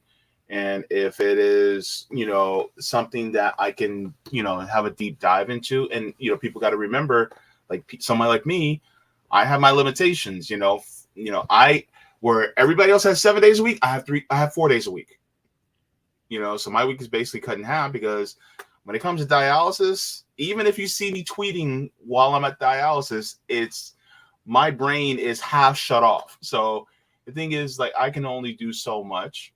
And so this is why I think we need more of you so that there's more people who can maybe tackle different projects, outside of, what you may be doing. Well, the interesting thing is, like, we had met with a couple smaller streaming sites that actually reached out to us, and we're kind of like, we thought at first like they're trying to be our friend, but we were suspicious because they think we're after their audience, and then they started kind of probing. We realized, okay, they do think we're after their audience, and we were saying, hey, well, maybe we can all throw in on a catalog. These bigger movie catalogs are, if you buy in bulk, it's better. So maybe like if you really are on this sort of leftist tip, like maybe we all throw in together and get a better deal. But they wanted to kind of big brother us and take away our autonomy, like buy us out or something and merge. And for us, it was like, it's like, well, what would you think if you found out there's another Right Brain? We'd be fucking happy. We'd love it. I hope there's 10 of them. Not because what makes us unique is not that we're a streaming site or even an underground streaming site. It's the curation and things we find, things we do, and the way we think about it. But if there were 5 of them, that would be amazing. Like, we could work together. For me, I love working with Rome. Was really cool because it was like the beginning of this idea of like building, not working within factions, but letting them be autonomous. Like, now, we don't all need to be one. We can be one movement, but we can be factions in one movement. You look at like Fred Hampton, these incredible people. They never asked. They wanted a coalition, but they weren't trying to tell groups to get. Groups have different needs and interests to give up their autonomy. Why not have a place where you have 5 right brains that offer different things and they work together sometimes? And you know what I mean? You pick the one you like the best. I think there's enough people out there looking for art, and so. Yeah. I mean, that our philosophy is, I hope more people say, you know what, maybe I don't need 50 grand to start. All we heard when we wanted to start the streaming site, because we couldn't get our work on any platform, was like, we had no option. We didn't want to start a streaming site. We kind of had to. It was like, we tried everything, and we even tried having agents for a while. We somehow we got agents who were interested in us. They couldn't market us. Nobody wanted to deal with us. So they dropped us. And so like for us, it just seems like you could have multiple people doing this and there's this entry point where they're like, oh, you need to be a tech guy to do it. And we were getting quoted from people like 50K and stuff. And it's like, you don't need to do that. We started the site and it looked like shit, and we use members' money. We don't take any profit. We throw it in. That's why the site looks as good as it does. We don't skim anything right now. We've never taken a dime. We've just crossed our 1,188th sale, and we've never taken any profit. I mean, that's hard to conceive, but when you are creating a foundation, make the site better, make it faster, make it quicker.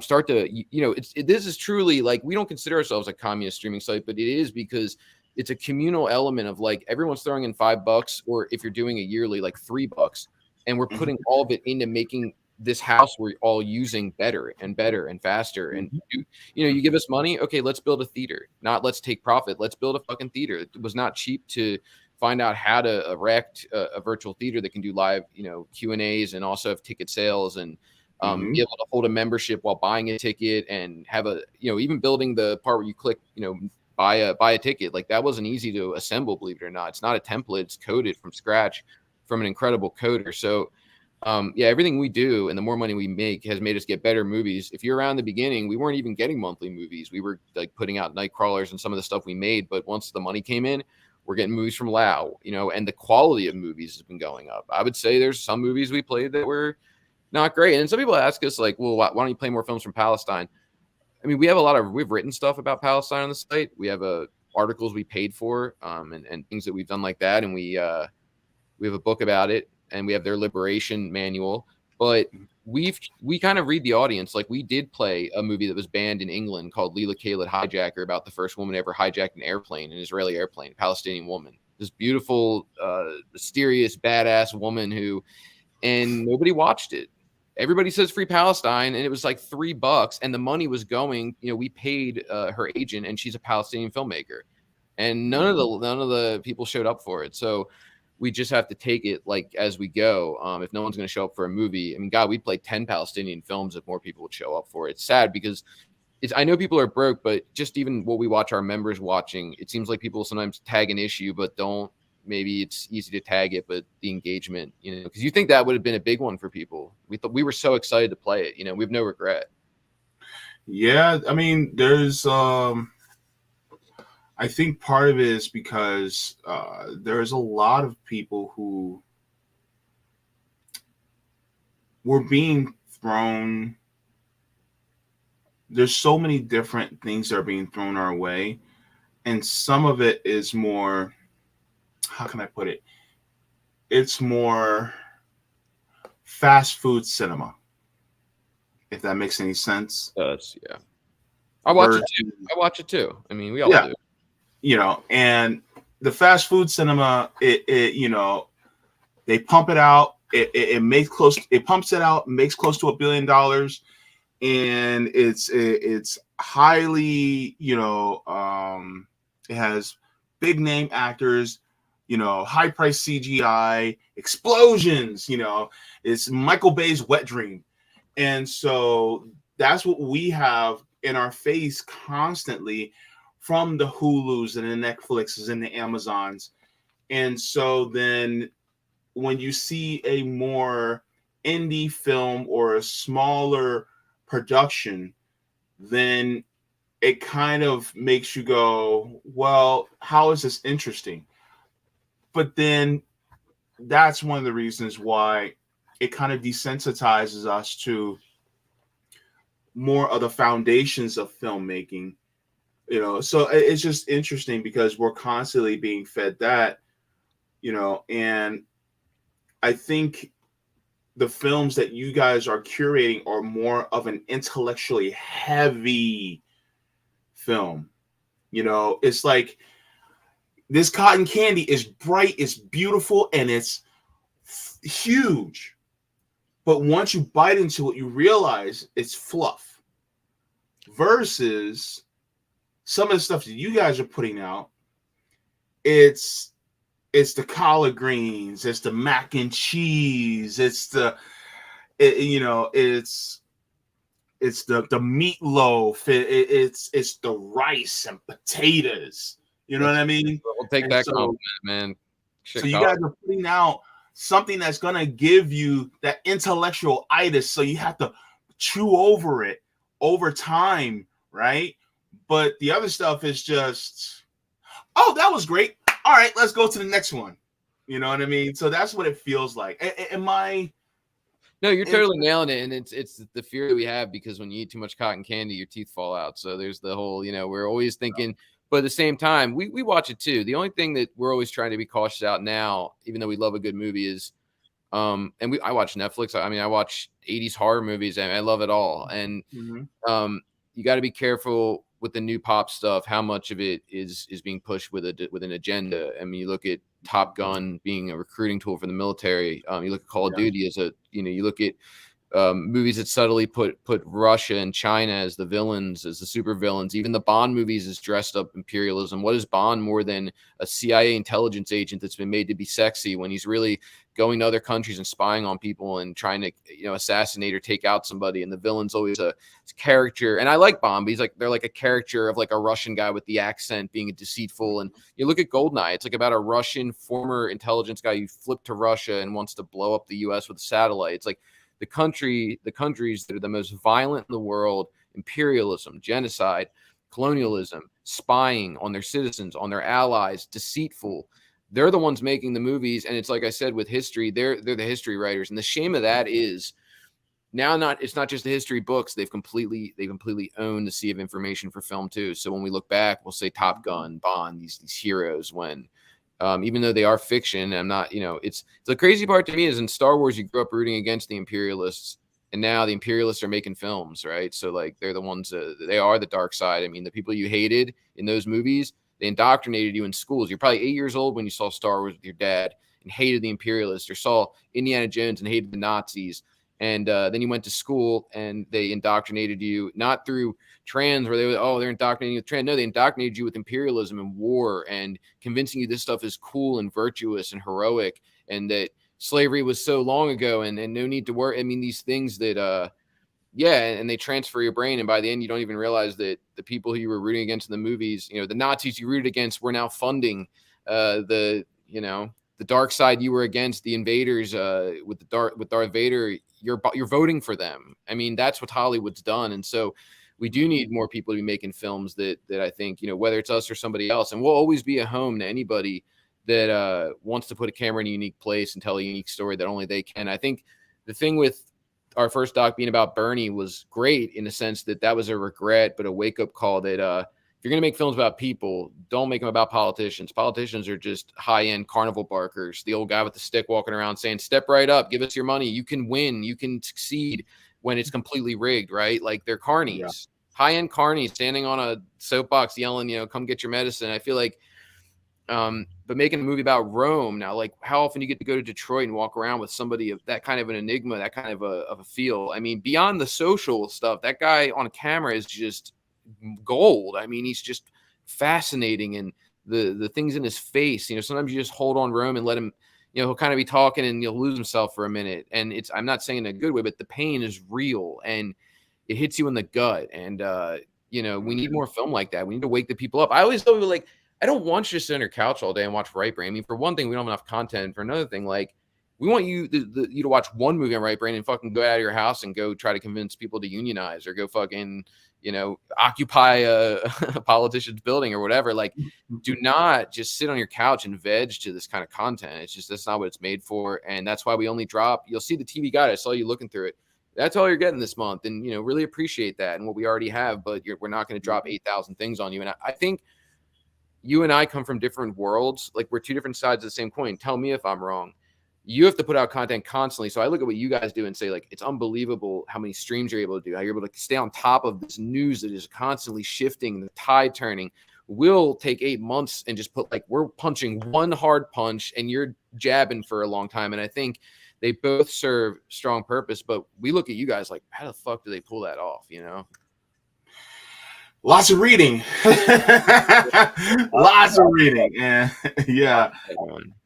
And it's just it's a completely different world, and both worlds we have to fight against this brainwashing machine that constantly is telling us you're okay, nothing's wrong with the system, you just need to either take a break or take this medication, or here's this show that takes you away from it all, or take this drug, or they'll say you're just not working hard enough. You know what I mean? Or many different things that they will do to it's a manipulation. Like, for instance, we will watch movies like Black Panther: Wakanda Forever, or let's just go straight to Black Panther, right? Great acting, especially by Michael B. Jordan, I have to admit, right? Yeah. And then he talks about liberating people, and that's when a lot of us Black people were like, yeah, Team Killmonger. But then he kills the people who are with him. And we're sitting there going, yeah, no, that wouldn't have happened in real life. If they were actually all together, that wouldn't have happened. And so it just goes to show that we got to remember, it's still a film that tailors itself to the imperialist narrative, right? And it's the same thing in, this realm. because you can go to MSNBC, you can go to CNN, you can watch an Ali Velshi, and he'll talk about, oh, well, yeah, they have universal health care in Canada where I'm from. Why don't we have that? Blah, blah, blah. But then he'll turn around and still support and make a narrative for the war in Ukraine. And it's like, wait a minute. Oh, so you still are with the empire. They just make you think that, oh, we're going close to being against it. But then right when you think that they're going to go all the way, then they go, no, see, psych. You actually thought I was going to be against the empire. No. And that's how it goes. There's two instances that if I could piggyback off that, well, that the way they did it was so sneaky, right? They do this all the time. Ryan Coogler made a great indie film about police killing a black person unprovoked in Fruitville Station. True story. Teenager was murdered. Phenomenal film, really challenged power. He was indie, so he didn't owe any censorship to it, and people loved it. So the capitalist Hollywood had to go with it, even though they probably didn't love it. They loved the police. Then they well, what do? We'll bring him into Disney and show him all the wonderful things and take another revolutionary filmmaker off the street. And they do it all the time, and they did it. I mean, Coogler sold out. Coogler now makes pretty terrible movies, being honest. And Black Panther, like you said, they neuter the radical elements. I bet he probably had a more radical idea that was neutered completely by the shareholders. And now he's all locked up in Disney contracts, and you're never going to probably get a revolutionary Ryan Coogler film again. And they do that just like the media does it. They'll swipe like a Mehdi Hassan or someone from The Intercept, and they'll just like Ryan Grimm and cash them out. And that's one of the reasons we built Right Brain is we don't have shareholders. We've been offered in the first year, believe it or not, to be sold, refused. We won't sell. We're not going to sell ads on the website. The only ad sales we do this is one thing we started doing that seemed to get a good reaction was when we're going to do virtual screenings now to help pay for the screening, especially if they don't sell as many tickets as we'd like, because members can watch some of the screenings, probably half of them just being a member. So we're not making ticket money, is selling ad space to small businesses, small creators, small filmmakers. Like we might get 100 passionate people, 50 people at a screening, even 30. Why pay Facebook for ads that nobody wants to see that they scroll past when you can get people at a movie theater where ads normally play and get your movie trailer, get your business seen. And then now the ads, instead of like YouTube where we're getting sent these ads from like Morgan Stanley and annoying companies because it's expensive. Like our last show, we did a virtual launch party last Saturday and we had ads from like a small soap company in the inner city of Trenton that just, for $5 and we played their trailer. And like, it was cool for us because not only did it help pay for the stream, all the ads were from people like us, just like small, you never see that on YouTube, like a small business owner. And so we're trying to also find ways to utilize something like ad space to help offset costs without sacrificing, like a page where you scroll around and there's like plaster at the top is like, get your, Viagra. And like at the bottom is some anime cartoon for a VPN, like whatever. Like, it's like, we'd rather, if we're going to have ads, put them in a place where they're not obtrusive to people or annoying or whatever. But yeah, I mean, to go back to to go back, you know what I mean? It's like you see it on these like I just thought of something that they would say in a commercial for Viagra. God, those were the worst. Because it would be like, there's only one thing in life that should be this hard, It's so dumb, just like, that's great. That's great copywriting, though. I hope that guy got a promotion. I'm sure. I mean, having diabetes, you probably remember the commercials when we were growing up. It's like, my name is so and so. I got diabetes or whatever. It was like they were. Oh yeah, the guy with the mustache. Yeah, I mean, I love the days of like the public access after midnight. All this weird shit would be on. Those are people like us, like buying ad space on Channel 48 to play their weird slice or carrot thing they made at their house, and like the old invention ads and stuff are like, that's why we're trying to bring back relics of the past we like, but you have to embrace the new. And I think the site kind of tries to do that. Is like, you can read, you can watch old things, but you can do it in a new way. But yeah, no, I just but yeah, with the Hollywood thing and with the popcorn thing, it's like, and Cotton Candy and Black Panther. You saw it with the Messiah film. I mean, everyone was telling me I should be so amped that they're going to make a film about him. And with Judas and the Black Messiah, it was like, yeah, but they did have the Rainbow Coalition stuff, but they kind of underplayed that. And my friend's like, no, it was in there. It's like, no, it wasn't in there like it should have been, or you'd be on the side with us getting ready to revolt. Like, they didn't do it right, because if you're seeing a movie about Fred Hampton or Huey Newton or somebody, if it's done properly and using film to its full capacity, you should want to get off the couch and hit the streets. And I don't even know anyone talking about that film. And that's another case where they're like, let's just get it out there now everybody can get over this Fred Hampton. Let's move on, or you know, whatever. And yeah, they really don't want to tell the truth about somebody that the state is actually assassinated. They wouldn't tell the full truth about the person. I mean, they whitewash. Like how many movies have we had about Martin Luther King Jr.?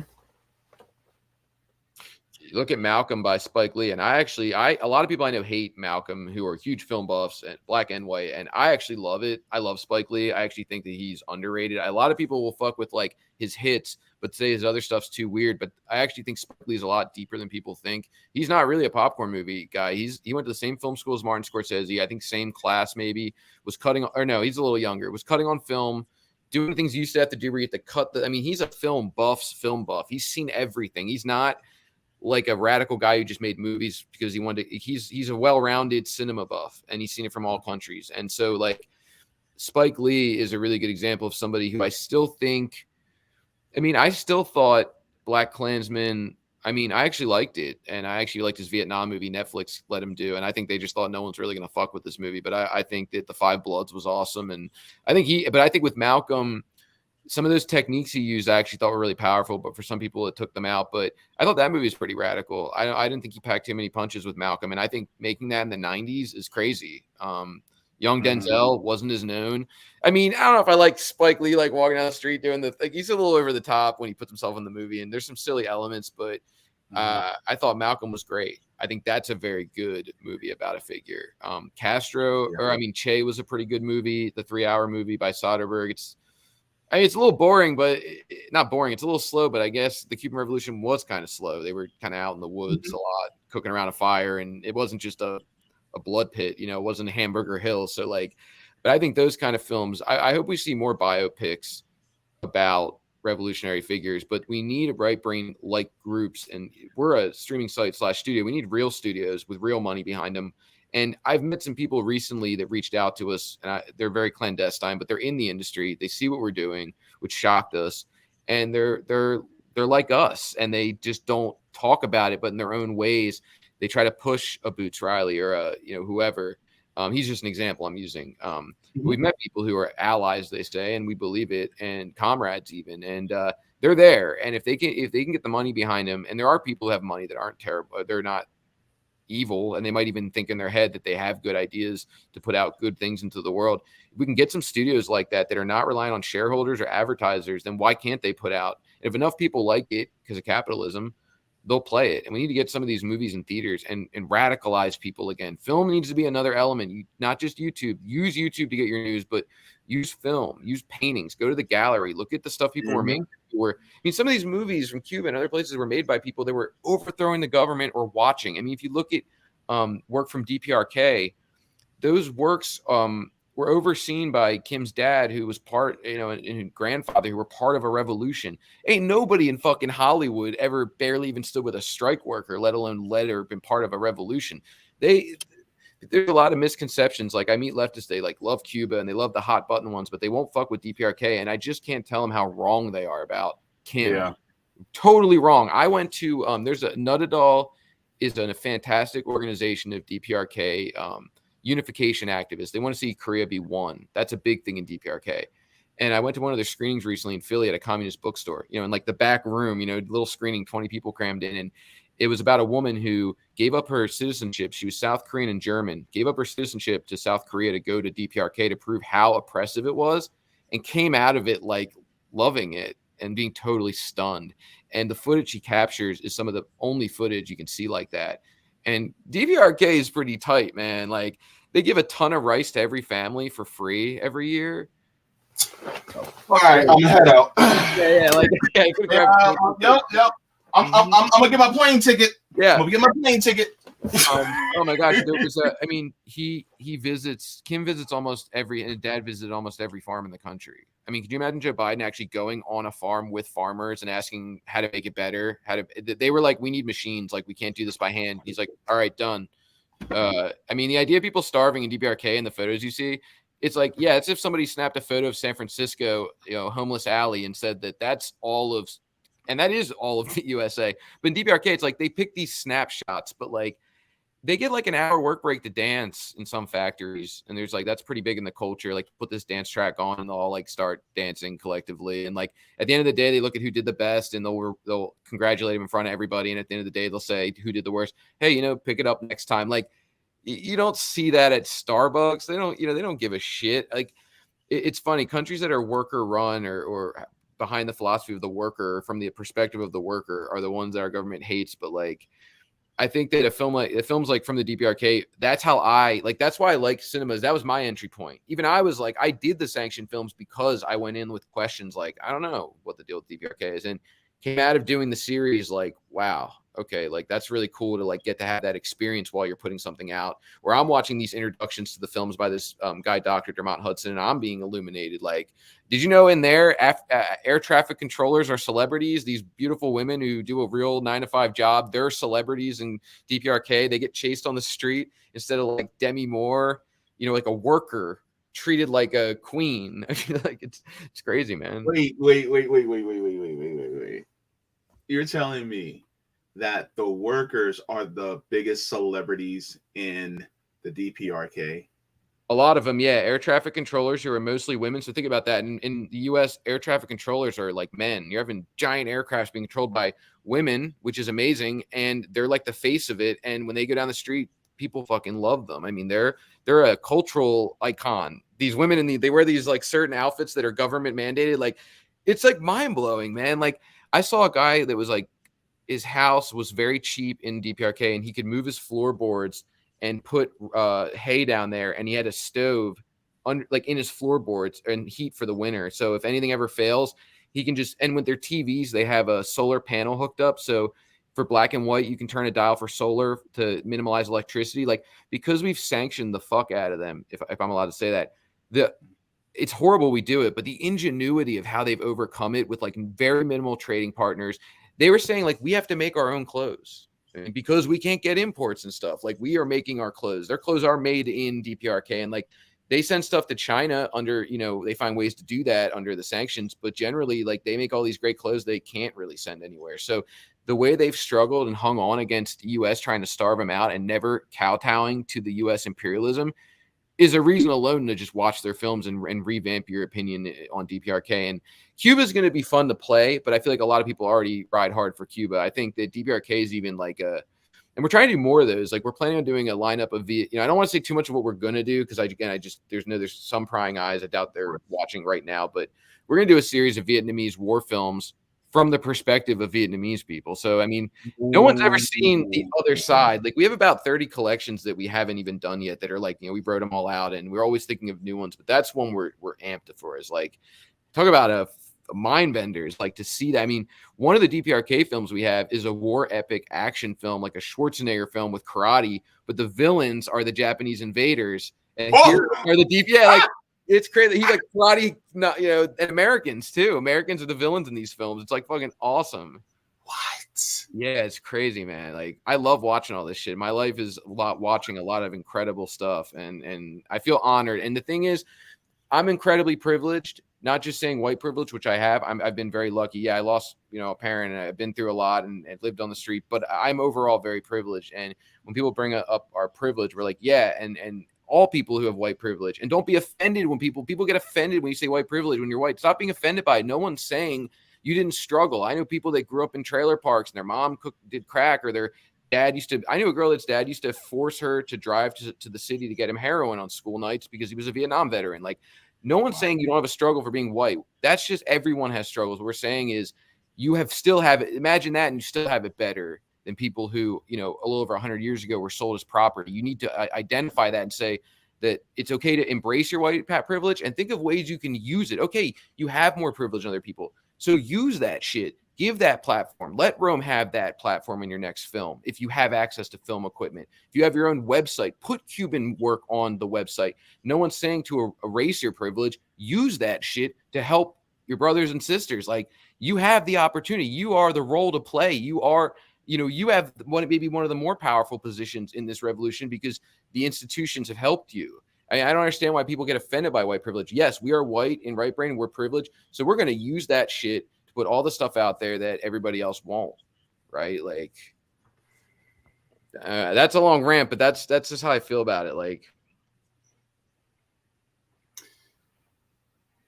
yeah, if you were trying to get a hug out of me, bro, I definitely would give you a hug right now just for saying that. oh my God. Give me a hug. It's on my bucket list. Right under skydiving. Like, man, I hope you're in Florida. Yeah, I'm in Orlando. If I'm ever, oh well, we go on a trip every year to Universal with my brother and his boyfriend. We all go down there, and I'll tell you, one time, man, my brother's boyfriend almost put the hurt on someone. This guy walked by him at Epcot. We were having the most enchanted evening, and his boyfriend is amazing. He works at a dispensary, and he's part of a union. And it's just, we have a great family dynamic. My wife being a person of color, Chinese immigrant, and this guy walks by and ruins our day. Just calls my little brother and his boyfriend faggots, and I was so heated, but I didn't even, my brother's boyfriend he's not a big guy. He was going after him, and this was a tough looking guy. And that was hard, man. That was like, you die inside when you see that happen to anybody, especially your brother. I mean, it was, wow. Because I think they thought we're in Orlando and we can be even more, in a way, out and about because we don't know anybody here. And my brother's out, but I'm saying not everybody's as out. And so it was like, we can hold hands, and to see that happen was just gut wrenching, man. I could have killed the guy. And so, but if I'm ever in Orlando, we go every year. I would love to try to meet up, even do a direct action, anything. Be honored. Yo, let's link up. I got a family member that works out there. You know, slide you some tickets. No, you don't. Are you kidding? We'll talk after the show. Okay. Yeah. Well, you know what? We'll talk after the show too, because one of the things we want to do with these screenings is get more people involved. Like, it's not about Right Brain. Like, this is just a home. Think of it as a house. We need to fill it up with other kinds of people. We want to have people do Q&As, give them a % of ticket sales. We're not worried about the money, and work together and have good moderators and interesting people come on. So if any of our screenings you wanted to be doing a moderating, we're doing a live screening of my virtual live screening of my film I shot in China. If you're a member, you can get in for free. If you're not, it's $3. It just helps to pay for the theater. We sell an ad space. If you're looking to get your film seen, or your short film, or your music video, or your fucking business, do a sponsorship with us. We will do a season-wide sponsorship. We'll play your ad at every screening for $5 a screening. It's like the cheapest ad space ever, but we'd love to have you as a moderator. And Mark brought it up, the other guy in the group. He loves your stuff, and he's like, I mean, we're great and everything, but like, we don't like being in front of a camera. Let's get JB. Let's get one of these really fascinating people to, you know what I mean? Yo, okay. So I just want to tell you something I've always wanted to do, and you do not give me an answer. I just want to put that seed in your brain. One day, I would love to do the narration for a documentary. I would love to do something like that. Don't tell me if you would, if you want to or not. I don't want to put that pressure on you. But my thing is, I would love to one day at least do like the voiceover for a documentary.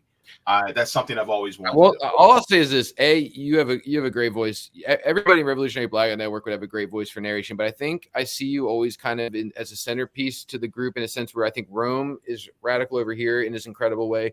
Sabby does a little more formal interviews over here. I almost feel like you could see her on an incredible network, like a good network, doing just really good. And I feel like you're right in the middle there. You have the passion of Rome, but you can do the classy sit-down interview, and I think you have the voice for it. I feel like it's the nuanced balance between the two. So, I mean, I'd love to. I always saw in a perfect world, we have a magazine. I might have a copy. We have a magazine called Gorilla. We only did 2 of them because we did the thing where you actually pay all the journalists from different countries to do it. So it costed a whopping $1,000 to print it. So we have stuff. But this is a magazine with writers from all different countries, Cambodia, Malaysia, war-torn countries, and we let them write their own story, and we paid them. What? And the cover is actually embossed with a certain ink. They hate us at the printing because it's only been ever used on business cards, but it's actually, you can feel every pencil stroke of this artist on the cover. It's a raised ink. And we only did 2 of them, but the table of contents is like, I guess, every country that is in the issue instead of a table of contents. But check this out. There's this thing in every issue called Guerrilla Recipes. So these are recipes that are actually from guerrillas or revolutionaries. Oh my God. Yeah, the first issue had a Black Panther drink they used to do called the Bad Motherfucker. Oh my. But this Look, let me take this jacket off. Yeah. I'm getting hot. I'm getting hot in a good way. Yo, have you ever? Wait, hold on a second here. Let me see if I can find it. Some good shit. Yeah, a lot of people don't even know we have this magazine because it's on the site. Like if you're a member, you can read them for free. But we also have the hard copies. But I know one of them has guess the war criminal game where so I love this. This is a guess the war criminal. We give you some hints and then you draw the lines, numbered lines, and you end up with Yeah, we did these like a year ago, and we never been able to print another one because we didn't sell quite enough, but we're still kind of mulling it. But the only reason I bring it up is we always thought about bringing the guerrilla recipe thing to life where you actually cook the recipes, like Castro's sandwich he made in the jungles. They're really simple recipes. We've eaten some of them, and the idea was always we just thought you'd be amazing for a cooking show because you went to culinary school. You have that comforting, like I watch cooking shows for comfort, but the cool part is like the history aspect. Like you could also tell a story with food, which is like incredible. And I think like what a better story to tell. So I feel like there's a lot of projects we'd like to do with you. And I think for us, what makes us most excited is thinking of Right Brain autonomously as its own collective and working with other collectives and creating something new. Like take the elements of Revolutionary Blackout Network and mash them like you're in a laboratory with the ethos of Right Brain and like what spits out of that. And like we would love to do a project with you. We'd love to do a project with the DPRK activists. We'd love to work with, there's a group called the Primordial Freaks that we work with. I mean, it's just anybody, you know, like we are really open-minded to just working with different kinds of people. We reached out to Savvy before. There's so many people we admire in your world that we think we could team up with and do something really cool and bring audiences together. A lot of our audience is actually more the film cinema buffs, the art buffs, who also like revolutionary art, but maybe don't have that entry point of the day-to-day of politics. Let's bring them all together and make one community. And like, you know, it's kind of how we see it. That's how we're going to do it, bro. That's how it's going to be done. I look, Bill Bradley says this sounds pretty cool. I like it a lot. Same here, Bill. Thank you. Same here. I'll take a pretty cool any day, man. Pretty cool is good. Yeah, man. I mean, this is you're getting. Look, if you guys have not subscribed to Right Brain, you guys need to do it. Thank you. Look, I already have an account. You guys need to subscribe to Right Brain. Because it's some, some good shit. Yeah, I mean, too. People always say like, but it's hard because I have to hook my laptop up. You guys aren't on Roku. Well, let me tell you, we're not on Roku and we're not on Prime because you ain't gonna be able to watch the DPRK stuff if we're on that shit. You got to follow codes and this and that. All you gotta do is go on your phone, pick the video you want to watch, press the picture-in-picture button in the video player, and you can blast it into your friend, your TV. It'll be blasted into your smart TV if you have. I mean, most smart TVs, you don't even have to use a Roku. Like you can, but you know, you can just do AirPlay, and it plays pretty quick, and like you can take it on the go with you. And that way, as much as we'd love to have a Roku channel, and people have offered you can use my Roku. It's like we don't need to be under any kind of violation. We refuse to be under any kind of violations. If that means we grow slow, then we grow slow. But people are like, but it'd be cool if you could scroll it in different channels. No, like to be honest, the noise of Netflix, like when I go on that shit, I'm bombarded and like trailers start without me clicking, like ads and this and that. Fuck all that shit. Go on Right Brain. It's quiet. It's a sanctuary. It's peaceful. There's no ads. We're never going to start a trailer unless you click on it. I hate Netflix sending me to the next episode without my permission. Like it's just. We just want to be a peaceful, quiet place. And when the election starts up, and I hope anyone watching is getting their info from JB, you better be watching all these shows during the election, staying up to date. Look at us as a place you can go where we're not going to cover the election. This is the place you go when you want to get away from that and still look at topics that are relevant because history is how we see the future. And so you have both. And, you know, we're not going to be on Roku anytime soon. We talked about an app, but like we're fine with being this autonomous thing that, JB, like, there's like typers and swipers, man. That's what we see it as in the world. Swipers are people who go on Tinder, who go on things just next. And I get it. I do it too. Zombified. And it's sort of like a painkiller. But we also have, we call typers where like I look up a movie I really want to see and I'll pay for that shit. Those are the people that tend to get down with Right Brain. It's just a different audience where it's like, I'll look up a movie, I'll pay a filmmaker and I believe in it. And it's nothing wrong with either one. And there's even people that are both, but we're just meant to be a sanctuary to have your own truth. We don't want to know who you voted for. We don't know, you don't need to tell us your gender if you don't want to. You don't need to tell us anything you want to know. You don't need any walk of life, religious, non-religious.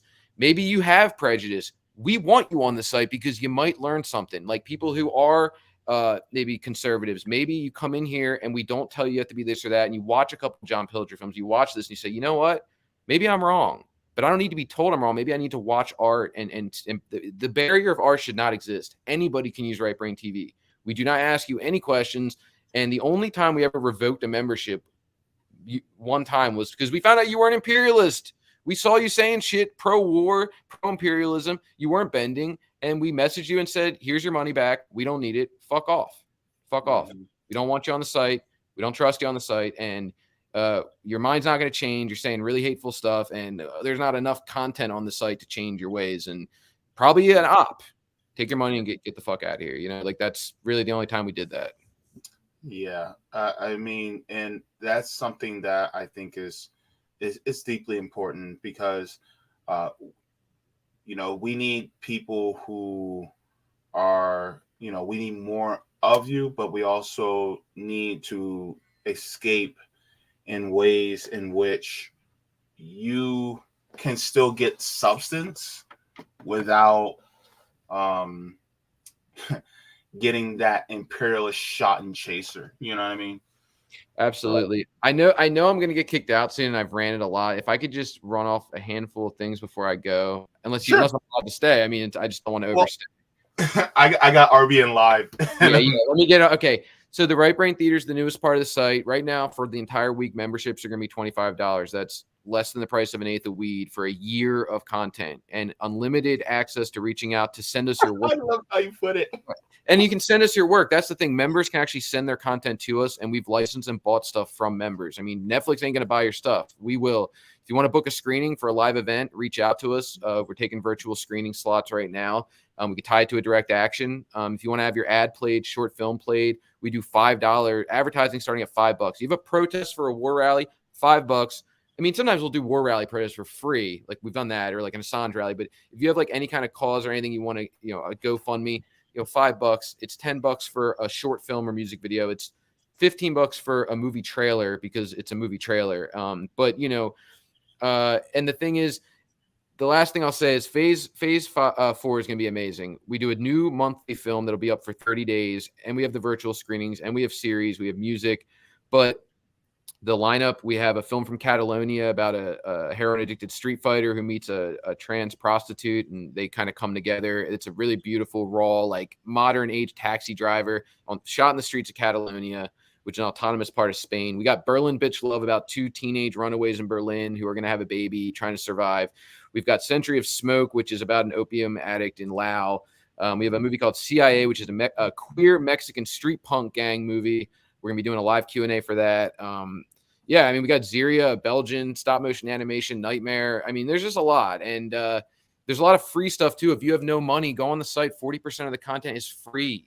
It costs nothing to just, you know, a lot of the stuff is free, especially old stuff. And, you know, things that we repurpose, things that we find, things that we curate, things that we reach out and ask for permission on. There's tons of stuff you can read and look at without having $1 in your pocket. Soviet Women of Cinema, free, you know, curated, easy to find. It's really hard to jump into Soviet cinema without any idea what you're doing. So we make it easy for you. But yeah, enough pleading my case. If you want to buy tickets to our virtual screenings, they're $3 to $5. If you're a member, you'll get into half the screenings. Half of them are going to be exclusive because we have to split tickets with the filmmaker. So we can't do free. But yeah, I mean, the Young Metal Rat screening is $3. We're going to play my film. My first film ever shot about COVID in China the week it broke out on camcorder. Your POV, seeing some of that unfold. I'm trying to get a good moderator. JB, if you end up interested, I'd love to have you as the moderator. We can work out something where you can get paid for your time. And I think it'll just make it a better event because who wants to just listen to me bounce questions to myself, you know? Oh, man, this is great. I appreciate you, man. And this is, you know, this is wonderful. And I just want to see the growth happen. And I hope you know, I hope there's an explosion of interest. And it's not necessarily just because you guys, you know, make a living off of it, but I also want it because it opens more eyes and it opens more minds, you know, and part of that decolonization, because I remember former RBN member Josana, she's always say decolonize your mind. Part of doing that is also some of the art you consume. And on Saturday I had on Jesse Jet from the Indie News Network, and he is an artist. He's a musician, and he talks Great about rapper too. Great rapper too. yeah. And so I had him on to talk about his art form. We were talking about the art form from the music side, and now you're talking about it from the film side. So I just love how these things come together. And so this is why people like you, people like Jesse, so many people are so important, because revolution is a process, right? And things like, building up the workers is a process, so that we can come into mind and go, okay, this is what's wrong with the system. I'm not crazy. The system is crazy. And we're trying to actually add to some sanity into the world that's insane. So No, it's true. The lunatics are running the asylum. The last tidbit I'll leave you with is I always think it's interesting. A lot of these, like, some of them used to be left. They've become sort of like, I don't know. It's just, you always see I see I'm not like pigeonholing the MAGA people, but you always see like taking the red pill instead of decolonize. Their way of it is like, taking whatever, the blue pill or whatever, the Matrix pill. What they don't even realize is the Matrix is like one of the more homoerotic, and actually is influenced by one of the most gay German directors ever. So there's a movie called World on a Wire, which Matrix is a total ripoff of, that the makers have seen, where it's a similar concept, but they're wearing like the long leather, and and most of the actors, half of them are gay, and it's just this it's in a good way. It's just like this homoerotic piece of queer cinema that's sci-fi, and they don't even realize they're quoting a movie that was made by someone who's trans. It's just it mind blows. Yeah. It's just almost are trans. Yeah, it's absolutely mind blowing how paradoxical it is. But I think decolonize is much better than saying take the pill and pulling like a Hollywood trope. I think decolonizing your mind is probably the best way to put it, man. And I do love. I mean, I want to show solidarity from me and the other owner, Mark, to Revolutionary Blackout Network and all the incredible different little factions. Let's work together more. Like, we don't have to be one group, but we can be a coalition of all these different people. And I mean, we'll be strong if we could just bring it all together, and then the audience getting fired up. And we want to see more people making movies who think they can't. I mean, the best filmmakers I met aren't people who went to film school, like people that like worked in a factory and like picked up a camera. I mean, they have the story to tell. They're where we get inspired. We don't get inspired by Spielberg. We get inspired by the guy striking the mallet at a steel factory. Like that's where you get it from, or like the woman who's fighting to survive and raise 3 kids as a nurse or whatever. Like, that's inspiring. A guy like Spielberg going to film school, that's not inspiring to me. And so we need more working class people to also tell their story using cinema. Don't have us tell it. You tell it. Let us play it. But anyway, thank you for having me, man. In solidarity to you and everybody else. Thank you so very much. And as a side note, I'm also very into photography, and my boyfriend's also into photography too. So that's another art form that I would like to see more of from anti-imperialists too, as well. Me too. So, picture can tell 1,000 words. If you ever do any photos, I'd love to see them.